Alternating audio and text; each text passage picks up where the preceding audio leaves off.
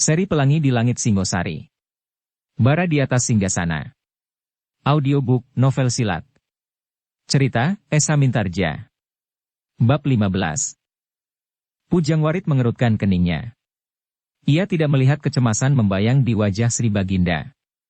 Dan para senapati serta para prajurit pun menjadi heran. Sri Baginda masih tetap tenang dan sama sekali tidak terpengaruh oleh pedangnya yang patah. "Apakah kau akan berbuat curang?" bertanya Pujangwarit.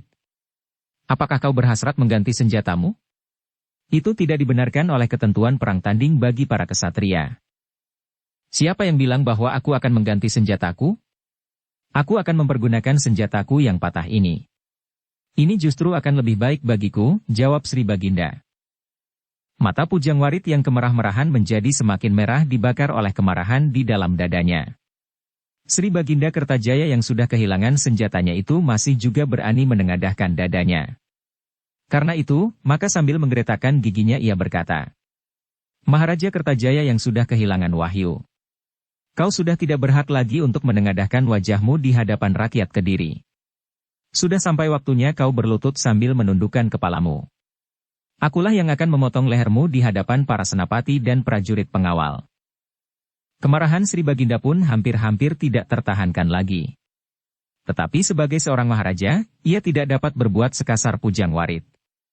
Karena itu maka ia hanya dapat menjawab, "Marilah kita buktikan." Pujangwarit yang masih berdiri bertolak pinggang itu menegang sejenak.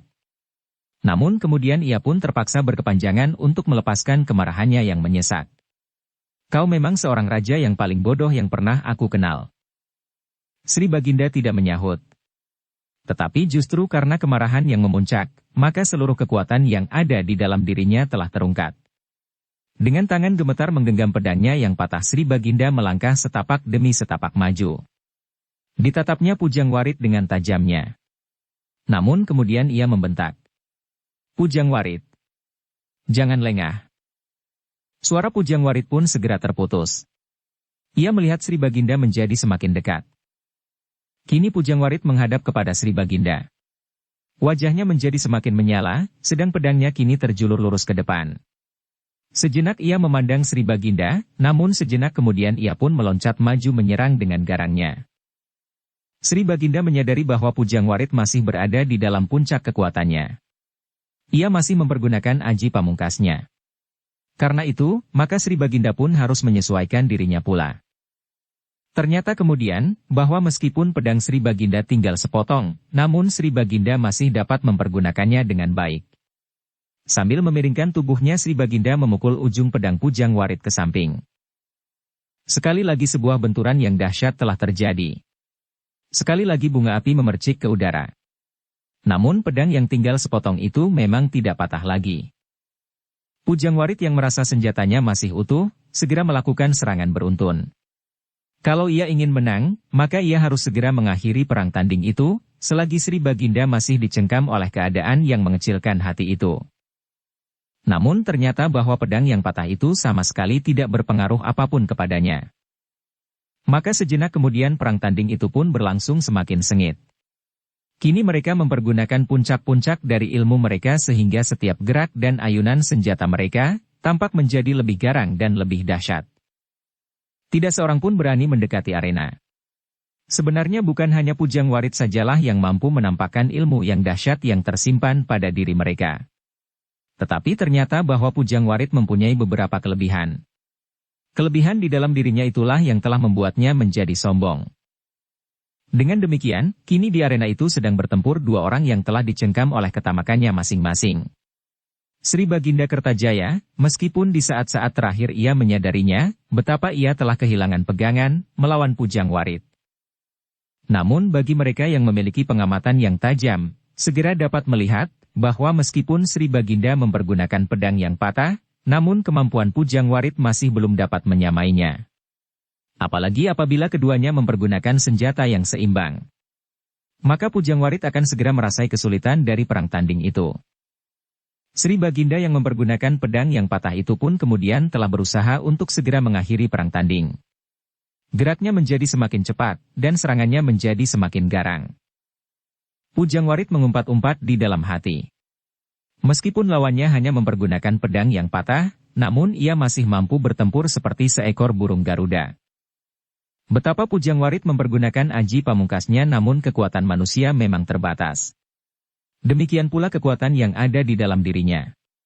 Setelah beberapa saat ia memeras segenap tenaga yang ada di dalam dirinya, bahkan segenap tenaga cadangannya, namun masih belum juga berhasil mengalahkan lawannya. Tampaklah bahwa kekuatan yang ada di dalam dirinya menjadi semakin lama semakin surut. Dengan demikian maka Pujangwarit pun menjadi semakin terdesak pula karenanya, sehingga pada suatu saat Pujangwarit merasa bahwa kemenangan yang sudah terbayang itu pun menjadi semakin kabur kembali, sejalan dengan nalarnya yang menjadi semakin kabur pula, sehingga susunan tata perkelahiannya pun menjadi semakin kehilangan arah. Sejenak kemudian Sri Baginda merasa bahwa saatnya telah tiba. Apalagi ingatannya tentang pasukan di sebelah utara Ganter yang pasti memerlukan bantuan. Karena itulah, maki betapa beratnya hati Sri Baginda, namun ia harus mengakhiri perang tanding itu. Maka dengan garangnya Sri Baginda pun menyerang lawannya dengan segenap kemampuannya yang meskipun sudah susut pula, namun masih jauh melampaui kekuatan Pujangwarit. Kedua senjata yang masih saja tetap berbenturan itu, menjadi semakin nyata bahwa Pujangwarit hampir-hampir tidak berdaya lagi melawan kekuatan Sri Baginda, meskipun pedang Sri Baginda patah dan tajamnya telah kikis. Namun di saat-saat terakhir senjata itu bagaikan paruh burung Raja Wali yang mengitari dahi Pujangwarit. Ketika Pujangwarit terdorong oleh benturan kedua senjata itu, dan terhuyung-huyung beberapa langkah surut Sri Baginda meloncat maju. Pujangwarit tidak dapat berbuat lain karena keseimbangannya terganggu. Yang dilakukan kemudian adalah menjulurkan pedangnya lurus-lurus. Ia merasa bahwa senjatanya itu lebih panjang dari senjata Sri Baginda, sehingga Sri Baginda tidak akan dapat mencapainya dengan senjata patah itu. Tetapi Sri Baginda berhasil menggeliat dan mengekang diri. Dengan daun pedangnya yang separuh itu ia memukul pedang Pujangwarit yang belum berhasil menguasai keseimbangannya sepenuhnya itu, sehingga Pujangwarit berputar setengah lingkaran. Sri Baginda tidak menunggu lebih lama lagi. Dengan sebuah loncatan panjang ia menjulurkan pangkal pedangnya ke atas lambung lawannya. Namun Pujangwarit tidak menyerah begitu saja. Ia tidak membiarkan lambungnya berlubang oleh pangkal pedang. Karena itu, justru ia membanting dirinya untuk menghindari tusukan lawannya. Sri Baginda terkejut melihat cara Pujangwarit menghindar. Dengan tangkasnya Sri Baginda meloncat memburu Pujangwarit yang sedang berguling. Tetapi langkahnya pun tertegun karena sambil berbaring Pujangwarit mengayunkan pedangnya mendatar. Sri Baginda yang berdiri selangkah dari Pujangwarit terpaksa meloncat menghindari sambaran pedang pada mata kakinya itu. Ternyata bahwa Pujangwarit masih berusaha melawan sekuat-kuat tenaganya. Serangan itu agaknya telah memberi kesempatan Pujangwarit untuk sekali lagi berguling kemudian melenting dengan tangkasnya, berdiri di atas kedua kakinya. Namun begitu kedua kakinya menjejak tanah, maka terasalah sesuatu menyengat lambungnya, sehingga ia pun menyeringai karenanya. Pujangwarit tidak sempat berbuat apapun ketika pedang Sri Baginda yang tinggal separuh itu menghunjam di lambungnya. Geraknya yang terlampau cepat, telah berhasil menembus pertahanan senapati muda yang masih menggenggam pedang. Tetapi Pujangwarit tidak sempat lagi mengayunkan pedangnya yang masih belum cacat sama sekali itu. Ketika Sri Baginda menarik pedangnya yang patah itu, darah menyembur dari luka di lambung Pujangwarit. Senapati muda itu masih mencoba untuk berdiri. Tetapi kekuatannya serasa telah larut. Namun demikian justru di saat-saat terakhir itu ia benar-benar telah menjadi mabuk. Pujangwarit sama sekali tidak mau melihat kenyataan yang terjadi atas dirinya. Selama ini ia sudah merasa menggenggam kemenangan, bahkan seakan-akan ia sudah menerima taruhan yang dijanjikan oleh Sri Baginda, kekuasaan tertinggi di Kediri. Kalau tiba-tiba pedang Sri Baginda menembus lambungnya, itu adalah suatu kejutan yang tidak masuk di akalnya, sehingga meskipun kekuatannya telah lenyap, namun ia sama sekali tidak mau menerima kenyataan itu. Di saat-saat tubuhnya sudah demikian lemahnya, sehingga ia jatuh berjongkok di atas lututnya dan bersandar pada kedua belah tangannya, ia masih berteriak. "Heh, Kertajaya, menyerahlah. Akulah yang akan menjadi maharaja di Kediri. Ayo kalian prajurit, berlutut. Berlutut." Para prajurit yang berdiri mengitari arena itu diam mematung. Mereka memandang mata Pujangwarit yang merah dan liar. Namun demikian, tumbuhlah perasaan iba dan kasihan di hati mereka melihat akhir yang sama sekali tidak dikehendaki dan tidak diduga-duga sama sekali. Perlahan-lahan Sri Baginda maju selangkah. Ditatapnya wajah Pujang Warit yang kian menjadi pucat. Tubuhnya pun kemudian menjadi semakin menggigil. Sehingga sejenak kemudian ia sama sekali sudah tidak mampu lagi untuk berjongkok pada lututnya. Perlahan-lahan tubuh Pujang Warit itu pun terkulai di tanah. Darah yang merah masih saja mengalir dari lambungnya. Heh, ia masih mencoba berteriak. Akulah Maharaja Kediri sekarang. Sri Baginda berjongkok di sampingnya. Perlahan-lahan ia berkata, "Ya, kaulah Sri Maharaja di Kediri. Ayo berjongkok di hadapanku." Aku sudah berjongkok. Pujang Warit mencoba mengangkat wajahnya dan membuka matanya yang semakin merah. Dilihatnya Sri Baginda berjongkok di sampingnya. Setiap dada berdesir karenanya, ketika mereka melihat Pujang Warit itu tersenyum. Perlahan-lahan kepalanya terangguk-angguk. Namun kemudian kepala itu pun menjadi semakin lemah. Perlahan-lahan Pujang Warit meletakkan kepalanya yang sudah tidak terangkat lagi oleh lehernya. Dan sekejap kemudian, maka terdengarlah tarikan nafasnya yang terakhir. Pujang Warit telah terbunuh di arena perang tanding oleh ketamakannya sendiri. Sri Baginda Kertajaya pun kemudian berdiri perlahan-lahan. Untuk pertama kalinya ia melakukan perang tanding melawan seorang senapatinya sendiri, karena hukuman yang dijatuhkannya kepada dirinya sendiri. "Singkirkan orang ini," berkata Sri Baginda. "Kuburkan ia baik-baik. Nafsunya telah menjerumuskannya ke dalam kesulitan. Bukan saja bagi dirinya sendiri, tetapi bagi seluruh Kediri." Ketika Sri Baginda kemudian memalingkan wajahnya dan memandang dua orang penasihatnya yang telah memberi kesempatan kepada Pujang Warit untuk merampas kedudukan keprajuritan yang tertinggi dengan nasihat-nasihatnya yang menyesatkan, maka kedua orang itu merasa, seolah-olah seluruh tulang belulangnya telah dicopoti. Keduanya sama sekali tidak mempunyai perisai apapun juga selain Pujang Warit. Dan kini Pujang Warit telah terbunuh. Sambil berlutut mereka merayap ke hadapan Sri Baginda sambil menyembah. "Ampun Tuanku. Ampunkan kami. Kami telah menyadari segala kesalahan kami." Sri Baginda memandang keduanya dengan sorot mata yang seakan-akan membara. Dengan suara yang parau Sri Baginda berkata, "Kalian adalah pengecut yang paling licik, masih lebih menghargai Pujang Warit yang berani mempertanggungjawabkan kesalahannya sebagai seorang jantan. Tetapi kalian? Ampun Tuanku. Yang dapat hamba lakukan hanyalah mohon kasihan Tuanku." Sri Baginda termenung sejenak. Kemudian katanya kepada penasihatnya yang lain, "Apakah kata Paman tentang kedua orang kawan Paman ini?" Penasihat yang tertua menganggukkan kepalanya dalam-dalam. "Tuanku, keduanya telah mencemarkan nama baik para penasihat Tuanku." "Hukuman apakah yang pantas dijatuhkan atas mereka?" Penasihat itu tidak menyahut. Sejenak kemudian Sri Baginda berpaling kepada senapati yang menjadi saksi utama dalam perang tanding ini. Katanya, "Keduanya adalah pengkhianat. Akibatnya terasa oleh seluruh rakyat Kediri." Senapati itu menganggukkan kepalanya. "Hukuman apakah yang pantas bagi keduanya aku serahkan kepada kalian." "Ampun Tuanku." "Ampun," keduanya berteriak hampir berbareng. Tetapi Sri Baginda tidak menghiraukannya.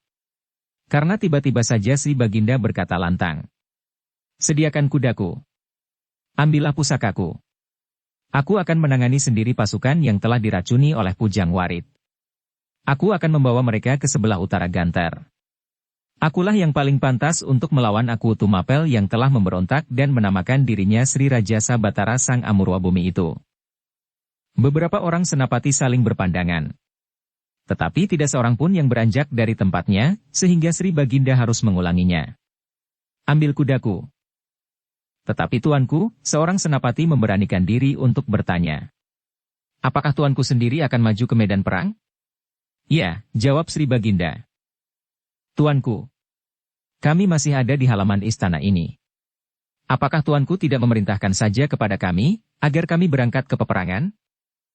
"Aku sendiri akan menguasai lebih dahulu orang-orang Pujang Warit supaya tidak timbul persoalan baru."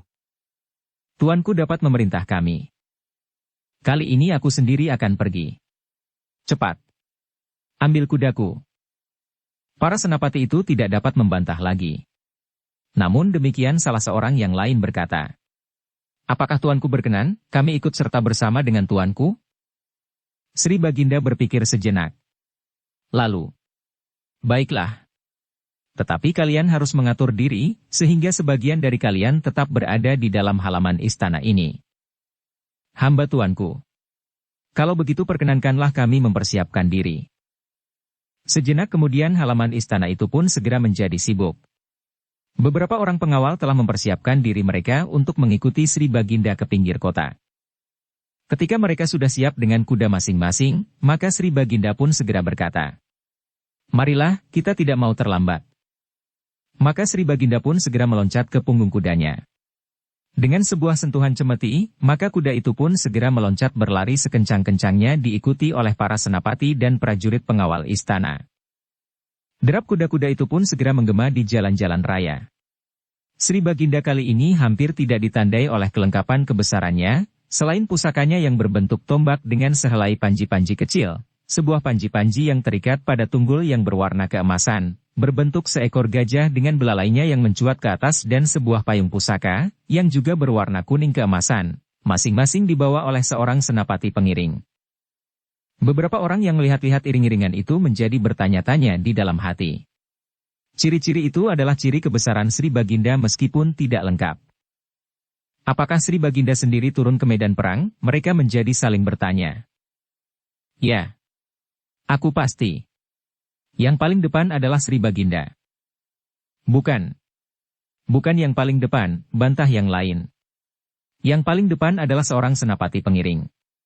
Sri Baginda memang ada di dalam pasukan berkuda itu, tetapi yang nomor 2 dari depan. Bukan yang paling depan. Yang membawa tombak, sahut yang lain. Pasti bukan, yang membawa tombak, panji-panji dan sosong itu adalah senapati pengiring. Oh, kita tidak akan dapat melihat si Baginda, berkata yang lain. Baginda adalah titisan dewa-dewa.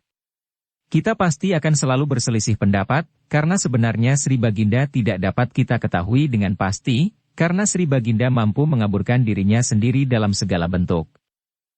Yang lain tidak menyahut lagi. Sebagian dari mereka percaya bahwa Sri Baginda adalah titisan dewa, sehingga ia dapat menyamar dirinya dalam bentuk apapun yang dikehendaki. Demikianlah maka kuda-kuda itu pun kemudian berderap dengan cepatnya di atas tanah berbatu-batu melemparkan debu yang putih, mengepul di belakang kaki-kaki kuda yang sedang berpacu itu. Di pinggir kota pasukan yang ditinggalkan Pujang Warit telah benar-benar dicengkam oleh kegelisahan yang semakin memuncak. Mereka kini sudah tidak tahu lagi apa yang harus mereka kerjakan. Padahal mereka tahu pasti bahwa sebagian prajurit Kediri sedang bertempur mati-matian melawan prajurit Singasari yang lebih besar jumlahnya. Yang dapat mereka lakukan adalah membangun pertahanan sementara sambil menunggu kedatangan Pujang Warit. Ketika seorang pengawas melihat beberapa ekor kuda berderap mendekati pasukan, maka segera ia berteriak. Mungkin yang datang itulah Senapati Pujang Warit. Senapati tertua di antara mereka, bersama beberapa orang senapati yang lain segera berlari-lari untuk melihat mereka yang baru datang. Namun tiba-tiba salah seorang berkata, "Kau lihat songsong pusaka yang berwarna kuning emas?" "Iya," desis kawannya. "Baru saja aku akan melihatnya." "Apakah Sri Baginda sendiri? Atau Pujang Warit sudah mendapat wewenang?" Kalau demikian maka songsong pusaka itu bernilai lebih tinggi dari songsong kebesaran yang dipergunakan oleh Mahisa Walungan, sehingga Pujang Warit berhak memimpin segenap pasukan Kediri.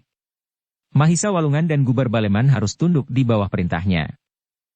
Tetapi kau lihat panji-panji kecil pada tombak pusaka itu, dan sekaligus panji-panji pada tunggul Kiai Gajah? Itu adalah kelengkapannya. Tetapi itu sama sekali bukan Pujang Warit, berkata seorang prajurit. Sri Baginda sendiri, berkata seseorang hampir berteriak. Semua pun segera terdiam. Mereka kini melihat bahwa orang yang berkuda di paling depan, didampingi oleh senapati pengapit itu adalah Sri Baginda Kertajaya sendiri. Darah para prajurit itu pun serasa hampir membeku. Ada beberapa persoalan yang bergolak di dada mereka. Namun salah seorang dari mereka bergumam. Apakah Pujang Warit dianggap bersalah dan Sri Baginda sendiri datang kemari? Atau Pujang Warit ada juga di dalam pasukan kecil itu? Sejenak kemudian semua orang justru terdiam.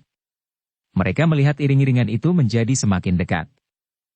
Ketika kuda-kuda itu berhenti beberapa langkah dari mereka, maka para senapati itu pun menganggukkan kepala mereka dalam-dalam.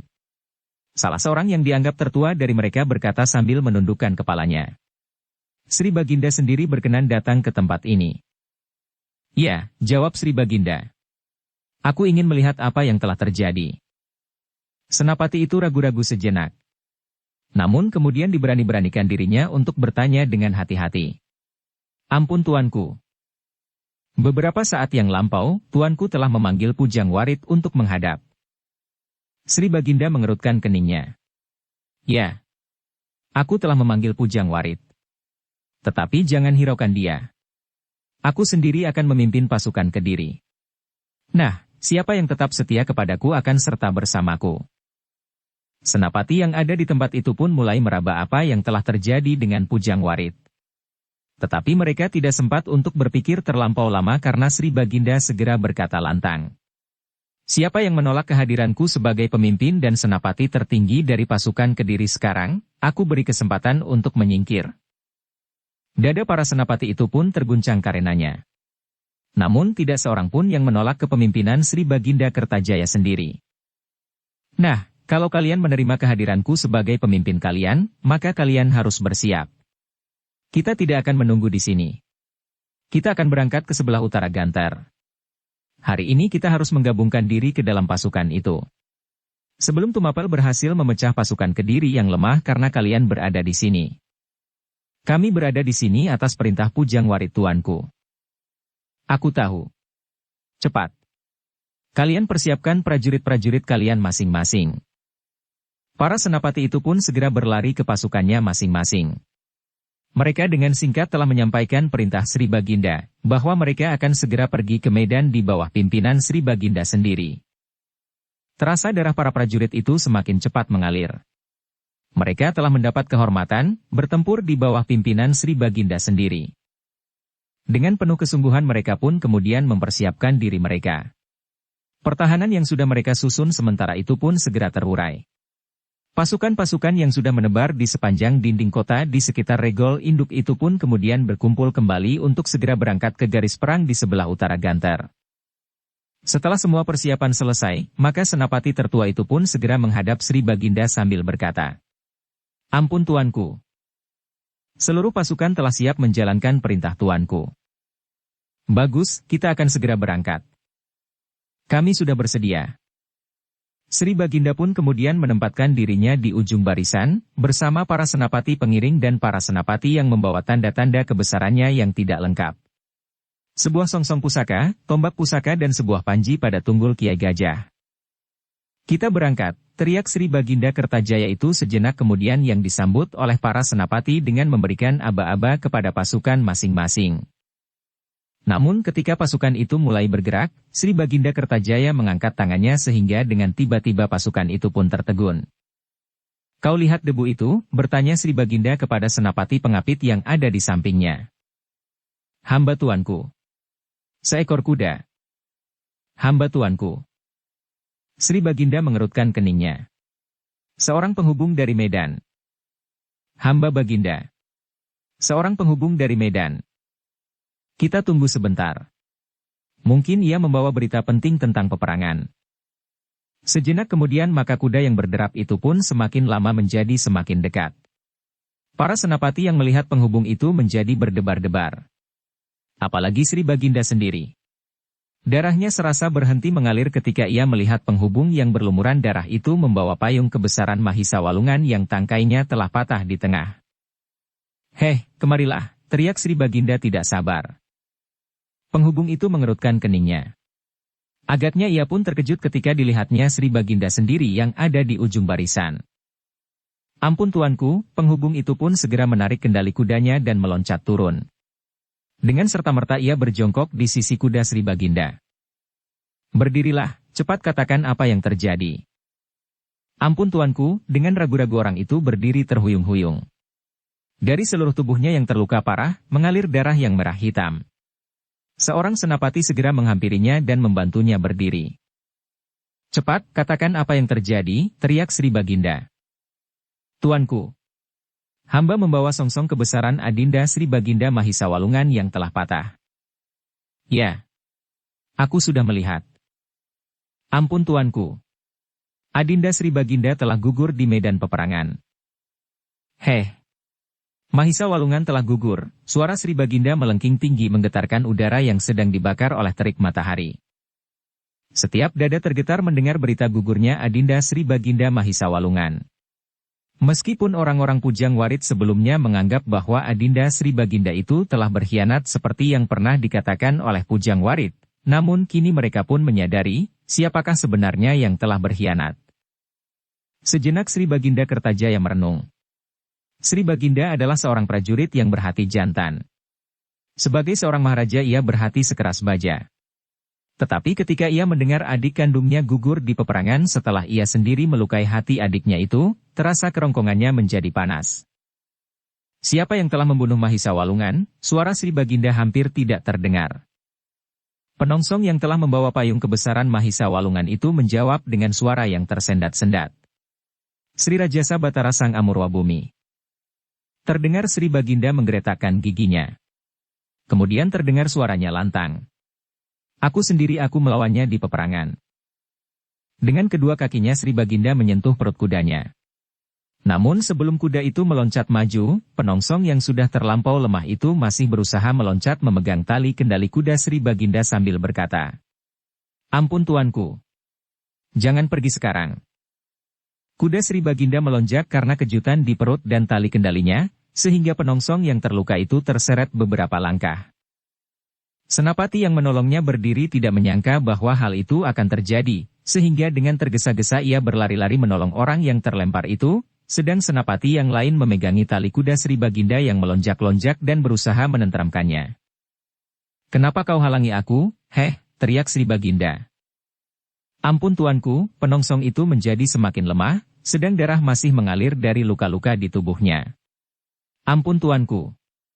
Pasukan Kediri sedang terdesak. Sebaiknya Sri Baginda sendiri tidak pergi ke peperangan tanpa pasukan yang lengkap.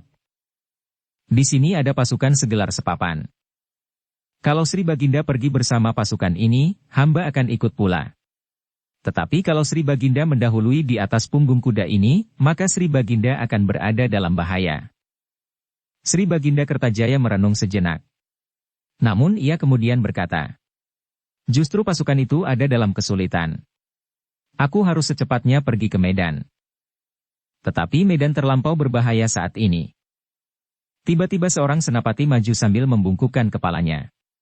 "Biarlah kami yang saat ini berada di atas punggung kuda pergi mendahului. Meskipun kami tidak terlampau banyak, tetapi kami akan dapat sekedar membantu, sementara Sri Baginda membawa pasukan segelar sepapan ini ke medan." Sri Baginda merenung sejenak, dan senapati itu mendesaknya. Waktu terlampau sempit Sri Baginda. Sri Baginda Kertajaya tidak dapat berpikir lebih lama lagi. Perlahan-lahan ia menganggukkan kepalanya. Isyarat itu tidak usah diulanginya. Senapati itu mengangguk dalam-dalam kemudian ia pun segera berlari meloncat ke atas punggung kudanya sambil berteriak. "Kita yang berada di punggung kuda diperkenankan mendahului pasukan." Keadaan sangat gawat di medan perang. Senapati itu segera memacu kudanya tanpa menunggu kawan-kawannya. Namun sejenak kemudian setiap kuda pun segera berlari menyusulnya berderap di atas jalan berbatu-batu. Maka kemudian debu yang kelabu pun berhamburan di atas jalan yang menuju ke Gantar. Bukan saja pasukan pengawal yang telah memacu kudanya ke medan perang. Prajurit-prajurit yang ada di pinggir kota sebagian telah berusaha mendapatkan kuda-kuda yang ada di dalam pasukan itu. Kuda-kuda penghubung dan kuda-kuda bagi para pimpinan. Bahkan 1-2 di antara mereka telah masuk ke padukuhan terdekat. Membuka kandang-kandang kuda yang mereka ketemukan, dan memakainya untuk menyusul para prajurit yang sudah terdahulu. Sri Baginda Kertajaya menarik nafas dalam-dalam. Baru kali ini pasukan Kediri menghadapi lawan dalam keadaan tercerai-berai, seolah-olah bukan lagi sebuah pasukan dari negara yang besar. Dengan hati yang pedih Sri Baginda melihat beberapa ekor kuda masih saja berlari-larian saling menyusul. 5 ekor, 3, 2 dan bahkan seekor kuda berderap ke medan. Namun dengan demikian Sri Baginda melihat kesetiaan yang sebenar-benarnya dari prajurit-prajuritnya kepada Kediri. Setelah kuda yang terakhir hilang di balik kepulan debu, barulah Sri Baginda berkata, "Siapkan prajurit yang tersisa. Kita akan menyusul ke medan perang." Senapati Pengapit yang masih tinggal, segera memimpin pasukan yang masih ada. Beberapa kelompok telah kehilangan senapatinya, yang dengan tidak tersusun telah pergi ke medan oleh luapan perasaan yang tidak tertahankan setelah mereka mendengar bahwa Adinda Sri Baginda Mahisa Walungan telah gugur. Namun sejenak Sri Baginda tertegun ketika ia melihat penongsong Mahisa Walungan yang hampir tidak mampu berdiri lagi, dilayani oleh seorang prajurit. "Luka-lukanya parah," desis Sri Baginda. "Bawalah ia ke rumah yang terdekat. Usahakan pertolongan sementara." Tetapi orang itu menggeleng lemah. "Ampun Sri Baginda," suaranya sudah hampir tidak terdengar. "Biarlah aku mati di antara para prajurit ini. Kau akan hidup." Sekali lagi orang itu menggeleng lemah. Nafasnya semakin deras mengalir. Hampir tidak dapat didengar lagi apa yang dikatakannya. "Hati-hatilah Sri Baginda. Lawan datang seperti banjir bandang." Sri Baginda menarik nafas dalam-dalam. Dalam keadaan yang wajar, Sri Baginda Kertajaya sudah tentu akan membentak prajurit yang mencoba mengajari dan memperingatkannya atas suatu keadaan. Tetapi kini Sri Baginda merasa bahwa prajurit itu benar-benar mengucapkannya dari dasar hatinya, di saat-saat nyawanya sendiri sudah di ambang pintu. Hanya didorong oleh kesetiaan yang tulus, maka penongsong itu berani mengatakan apa yang sebenarnya telah terjadi di medan. Ketika Sri Baginda akan memerintahkan sekali lagi untuk merawat penongsong itu, maka setiap kepala pun kemudian ditundukkan. Prajurit itu telah menarik nafas yang terakhir di hadapan Sri Baginda dipapah oleh seorang prajurit yang lain. "Serahkan kepada prajurit penjaga gerbang ini, supaya orang ini mendapat perawatan sebaik-baiknya," berkata Sri Baginda. "Ia telah gugur dalam menunaikan tugasnya, seperti juga Mahisa Walungan telah gugur pula." Demikianlah maka pasukan Kediri itu pun segera bersiap untuk berangkat ke medan perang, dipimpin oleh Sri Baginda Kertajaya sendiri.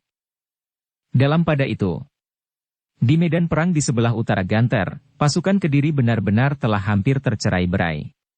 Beberapa orang senapati dengan tanpa menghiraukan keselamatan diri sendiri, berusaha menyingkirkan jenazah Mahisa Walungan yang telah gugur di peperangan melawan Sri Rajasa. Pada saat senjata Sri Rajasa mengenai dada kiri Mahisa Walungan, sebuah tombak telah menyerang penongsongnya. Tanpa dapat berbuat sesuatu dengan gerak naluriah, penongsong itu menangkis ujung tombak itu dengan tangkai payung yang dibawanya. Tetapi ternyata tangkai payung itu pun patah di tengah. Sorak prajurit Singasari serasa akan memecahkan selaput telinga. Mereka meneriakan kemenangan Sri Rajasa, dan meneriakan kematian Adinda Sri Baginda Kertajaya. Namun pada saat itu Sri Rajasa sendiri berdiri termangu-mangu memandang Mahisa Walungan yang terhuyung-huyung beberapa langkah surut. "Kau memang seorang raja yang sakti," desis Mahisa Walungan. "Aku akui kemenanganmu. Tidak seorang pun yang mampu melawan Aji Sanggalangit dan Aji Songkok Sari sekaligus. Tetapi kau sama sekali tidak terguncang oleh kedua Aji pamungkasku. Itu pertanda bahwa Sri Rajasa memang kekasih dewa-dewa." Sri Rajasa tidak menjawab. Direnunginya Mahisa Walungan yang menjadi semakin lemah. Ia sama sekali tidak berbuat apa-apa ketika beberapa orang senapati Kediri berusaha menyelamatkan Mahisa Walungan. Tetapi mereka hanya dapat mengangkat tubuhnya yang sudah tidak bernafas. Ketika beberapa orang prajurit Singasari mencoba menghalang-halangi prajurit Kediri yang berusaha menyingkirkan jenazah itu, Sri Rajasa membentak mereka dengan marahnya. "Biarkan jenazah itu. Ia pantas mendapat penghormatan, sehingga jenazahnya pantas mendapat perawatan yang sebaik-baiknya. Ia adalah seorang pahlawan besar. Pahlawan terbesar di saat ini." Tidak seorang pun yang kemudian mengganggu para senopati Kediri membawa jenazah itu pergi. Tetapi Sri Rajasa tidak sempat memperhatikan penongsong Mahisa Walungan yang menjadi luka parah oleh senjata orang-orang Singasari. Tetapi prajurit yang membawa payung kebesaran itu pun berhasil menyingkir dan mendapatkan seekor kuda dari para penghubung. Sri Rajasa seolah-olah tersadar ketika sorak para prajurit Singasari semakin membelah langit. Mereka berhasil semakin mendesak pasukan Kediri yang telah kehilangan agul-agul. Yang ada kini tinggallah Gubar Baleman. Berita gugurnya Mahisa Walungan telah memukul dada Gubar Baleman, sehingga sejenak ia kehilangan pengamatan diri. Tetapi karena senjata Mahisa Agni yang menyentuh pundaknya, maka Gubar Baleman pun menyadari bahwa kini justru seluruh tanggung jawab ada di atas pundaknya. Karena itu, maka Gubar Baleman pun menggeretakkan giginya. Dengan lantang suaranya mengatasi sorak-sorai prajurit Singasari. Adinda Sri Baginda telah gugur sebagai seorang pahlawan. Heh! Prajurit Kediri, apa yang dapat kalian serahkan kepada tanahmu ini? Prajurit Kediri yang terguncang karena kematian Mahisa Walungan tiba-tiba seperti yang bangkit dari tidur yang diganggu oleh mimpi yang menakutkan. Serentak prajurit Kediri menyambut teriakan Menteri Gubar Baleman dengan gemeretak gigi dan nyala di dalam dada. Sambil berteriak nyaring, mereka segera menemukan gairah perjuangan mereka kembali. Tetapi pasukan Singasari ternyata semakin mendesak mereka. Jumlah yang besar, dan nafsu yang melonjak karena gugurnya Mahisa Walungan membuat pasukan Singasari berhasil menguasai segala bagian medan yang dahsyat itu. Gubar Baleman pun akhirnya melihat betapa korban berjatuhan tanpa dapat dihitung lagi. Sebagai seorang pemimpin ia merasa kematian yang tidak terbilang masih akan terjadi. Tetapi seperti Mahisa Walungan, maka Gubar Baleman pun seorang senapati jantan. Itulah sebabnya maka ia sendiri telah berusaha untuk bertempur sekuat-kuat tenaganya. Semua kemampuan, aji dan ilmunya telah dicurahkannya. Namun ternyata bahwa Mahisa Agni yang memiliki aji Gundala Sasra dan Kalabama sekaligus itu mampu melawan setiap ilmu yang dilontarkan oleh Gubar Baleman. Namun ada sesuatu yang telah mengganggu segenap pemusatan kekuatan lahir dan batin dari Menteri Gubar Baleman yang berani itu. Ia tidak dapat menutup mata dan telinga, bahwa keadaan pasukannya telah menjadi semakin terdesak. Terbayang sekilas di kepalanya, bahwa pasukan Kediri sebentar lagi pasti akan pecah, dan akan lenyaplah kerajaan Kediri yang besar itu. Dan keprihatinan Gubar Baleman itu telah dicurahkan dengan mengerahkan segenap kemampuannya. Bahkan Gubar Baleman sama sekali sudah tidak menghiraukan keselamatan dirinya lagi. Ketika pasukannya semakin lama menjadi semakin terdesak, maka Gubar Baleman tidak dapat lagi menahan hati. Kalau ia tidak berbuat sesuatu, maka semua prajurit Kediri yang ada di peperangan ini pasti akan tumpas. Tidak seorang pun yang akan berusaha atau berniat menyelamatkan dirinya, sedang Kediri yang dipertahankan pasti juga akan runtuh. Gubar Baleman memang terharu melihat kesetiaan prajurit Kediri kepada tanah kelahiran. Tetapi Gubar Baleman masih mencoba mempergunakan nalarnya. Karena itu, maka kepada kedua senapati pengapitnya ia memberikan perintahnya sebagai senapati tertinggi. Tarik pasukan. Hubungi Pujangwarit di dalam kota. Apapun yang dikehendaki, kita harus menyerahkannya. Tetapi Kediri harus dipertahankan sekuat tenaga. Aku masih berpengharapan bahwa Pujangwarit akan bersedia menjadi senapati agung pasukan Kediri. Namun dengan demikian kekuatan yang ada padanya dapat dikerahkan bagi medan. Senapati pengapitnya mengerutkan keningnya. Tetapi ia mendengar perintah itu dengan jelas, seperti juga Mahisa Agni mendengarnya. Sekilas terbersit pertanyaan di hati Mahisa Agni. Apakah yang sebenarnya terjadi atas prajurit-prajurit Kediri? Agaknya Kediri benar-benar telah dihancurkan oleh perpecahannya sendiri. Ketika salah seorang senapati pengapit yang menerima perintah itu mundur dari medan, Mahisa Agni menjadi termangu-mangu sejenak. Apakah yang sebaiknya dilakukan? Agaknya Kediri masih menyimpan tenaga cadangan. Tetapi tenaga cadangan itu sama sekali tidak dapat dikuasai, baik oleh Mahisa Walungan maupun oleh Gubar Baleman. Namun ternyata bahwa Gubar Baleman sama sekali belum mendengar berita kematian Pujangwarit oleh tangan Sri Baginda Kertajaya sendiri. Senapati pengapit yang mendapat perintah dari Gubar Baleman itu pun segera berusaha mendapatkan seekor kuda untuk meninggalkan medan. Betapa berat hatinya, namun ia tidak dapat berbuat lain. Ia harus menghubungi Pujangwarit. Sedang senapati pengapit yang lain masih belum menemukan jalan, bagaimana ia akan menarik pasukan yang sedang bertempur demikian dahsyatnya. Karena senapati pengapitnya masih belum berbuat apa-apa, maka Gubar Baleman mengulangi perintahnya. Tarik pasukan. Kalau hubungan dengan Pujangwarit dapat diadakan, maka pertahanan yang kuat akan disusun.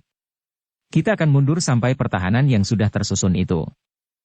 Senapati itu kini mengerti. Pasukannya harus berusaha untuk mengundurkan diri sampai pertahanan berikutnya yang akan disusun oleh Pujangwarit. Tetapi bagaimana kalau Pujangwarit benar-benar telah menjadi gila? Pertanyaan itu sekilas melontar di dada senapati itu.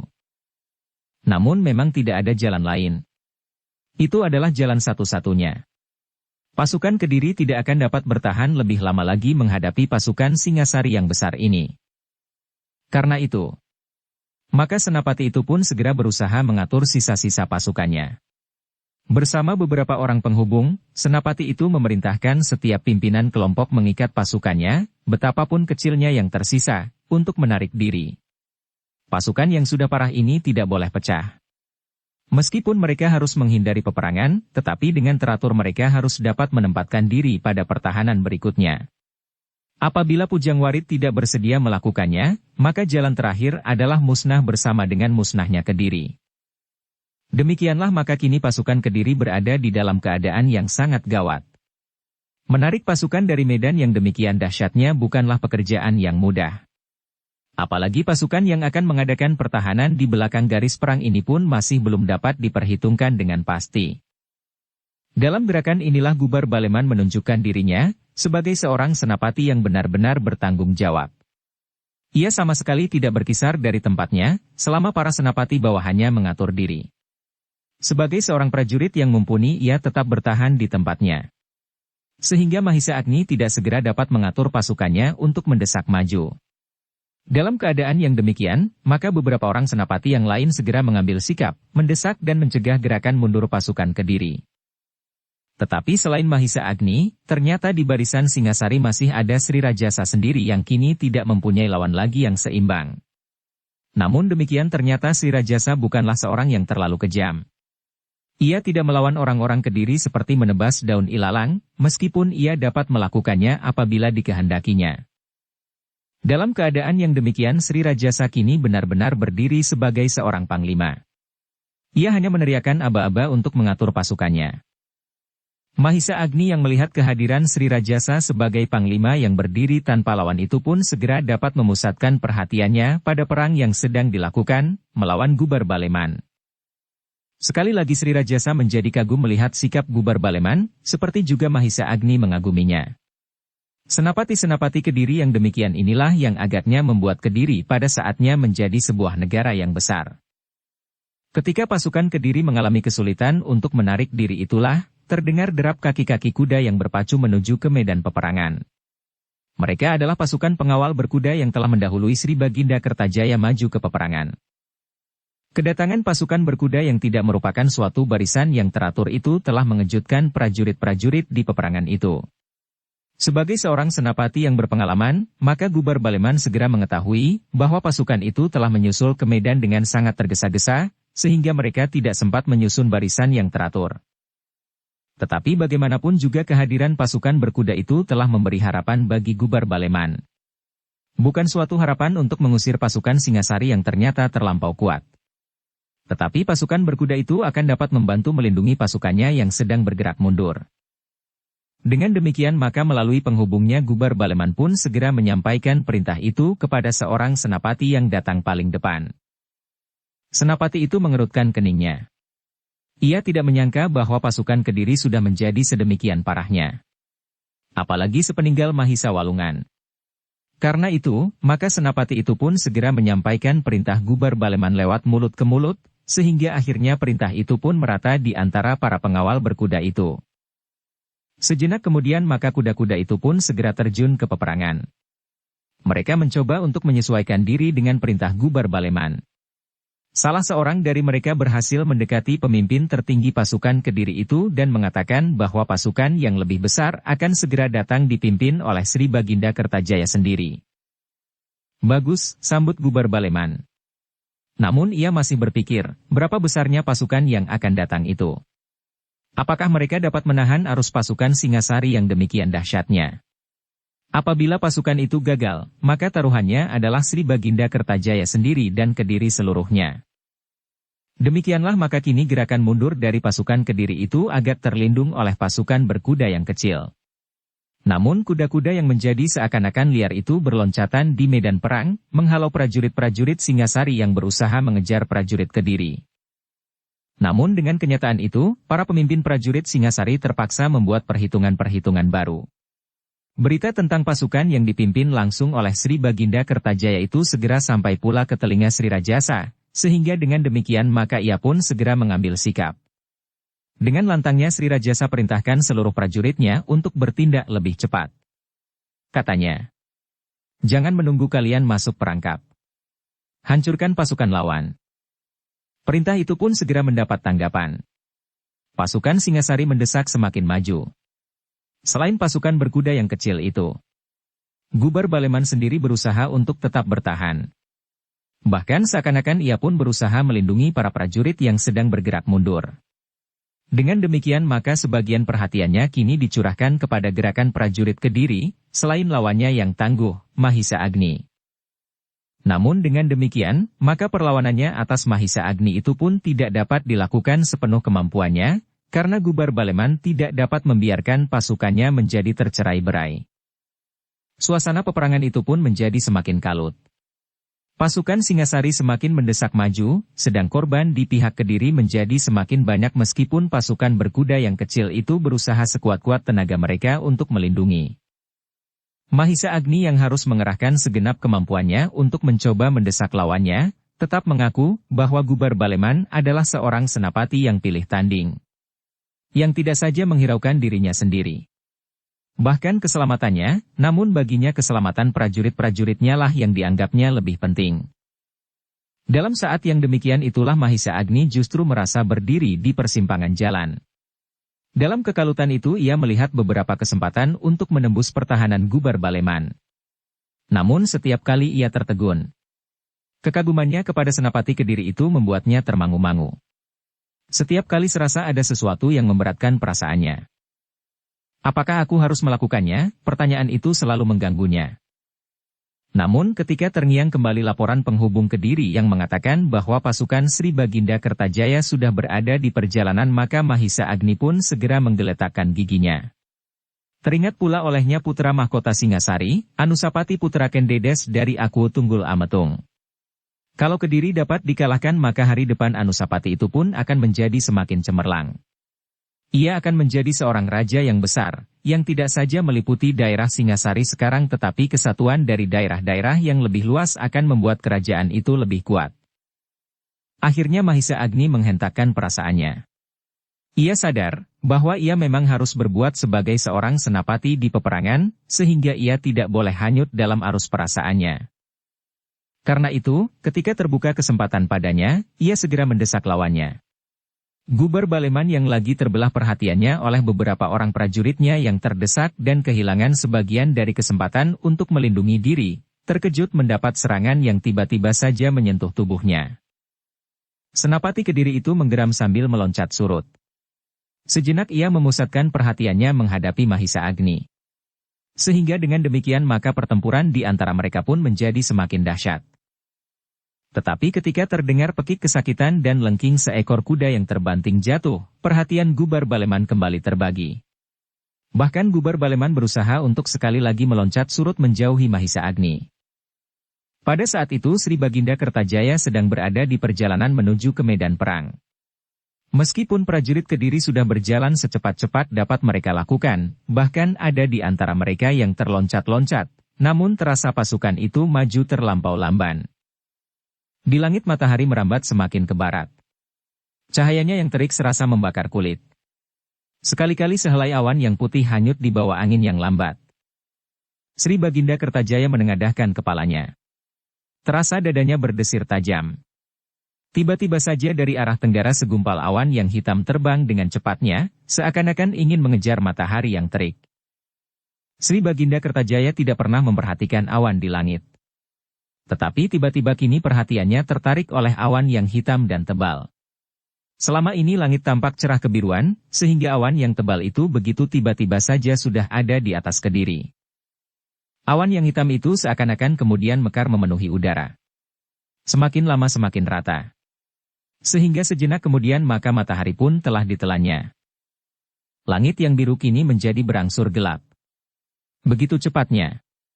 Apalagi sejenak kemudian terdengar guruh yang lamat amat mengumandang di sepanjang cakrawala.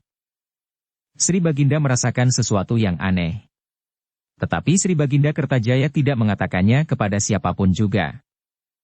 Namun tiba-tiba langkah pasukan Kediri itu tertegun. Dari kejauhan mereka melihat kuda berderap seperti angin. Belum lagi Sri Baginda melihat siapakah yang datang itu, namun sesuatu sudah terasa melonjak di hatinya.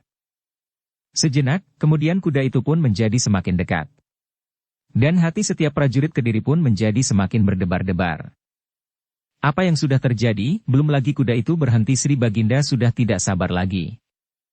Dengan nafas ternganga Senapati penghubung itu meloncat dari kudanya.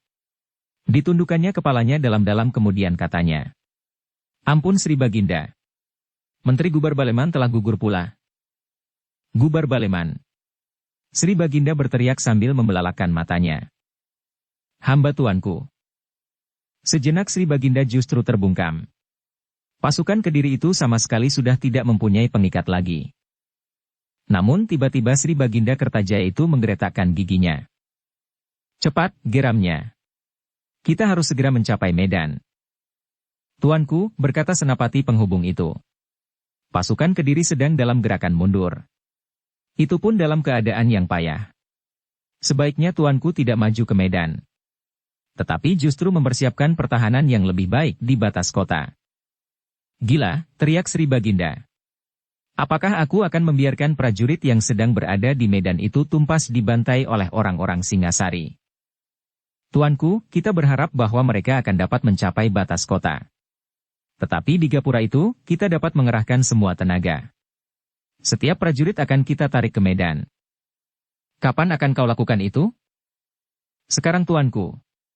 Selagi tuanku kembali surut ke dinding kota, hamba akan mempersiapkan pertahanan itu. Setiap laki-laki yang dapat dikerahkan harus dikerahkan. Sri Baginda menarik nafas dalam-dalam. Tuanku, waktu terlampau sempit. Sebenarnya lah keadaan medan sudah sangat parah. Tanpa sesadarnya Sri Baginda menengadahkan wajahnya ke langit.